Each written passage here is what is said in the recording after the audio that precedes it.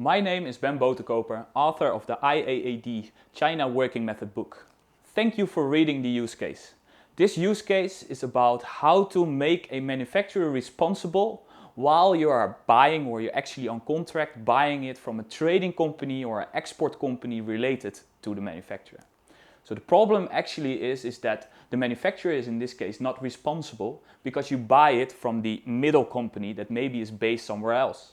In our use case, we talk about a Hong Kong-based trading office which is related to the manufacturer. However, you don't do business with the manufacturer in this case, you do business with the Hong Kong entity.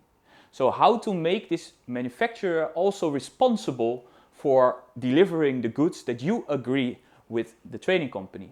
So first of all, when we look at the IAAD working method, we look at the interest. So at the interest, it's important that you create a financial interest first. Because there is a reason for this company to use this middle company, they don't want to make agreements directly with their manufacturing entity. So creating a financial interest to scale up your order value or make it as interesting as possible to work with you creates your position that you also can demand more. The second interest is the legal interest. We need to get this manufacturer also legally responsible for the agreement that we make with the trading company or the selling or the exporting company in between. So if we know that we need to create a legal interest, we go to the agreement. So the first A of the IAAD. The first A is agreement. So we need to create an agreement that involves the responsibility of the manufacturer.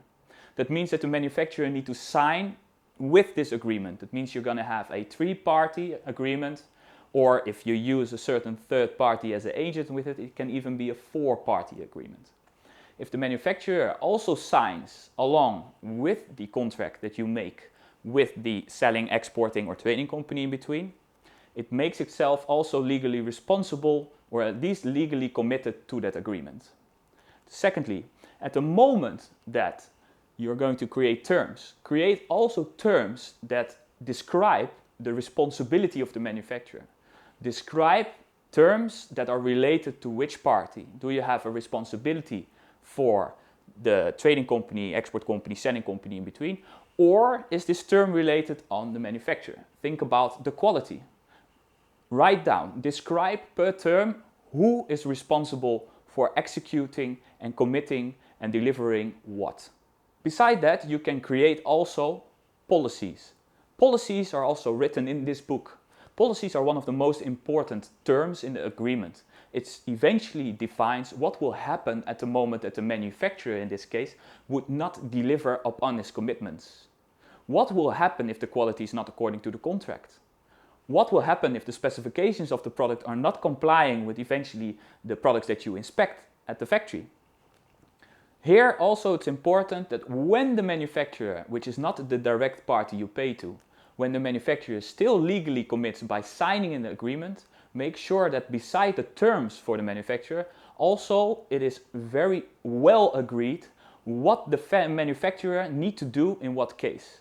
What does the manufacturer need to do at the moment that the quality, here their responsibility, so their responsibility in the agreement, if they don't comply to that, if they can't deliver that. What does the manufacturer need to do? How does he need to do it, and when does he need to do that? So in any case, agreeing terms is one, but secondly also agree policies and relate those policies, assign who is executing what in what case.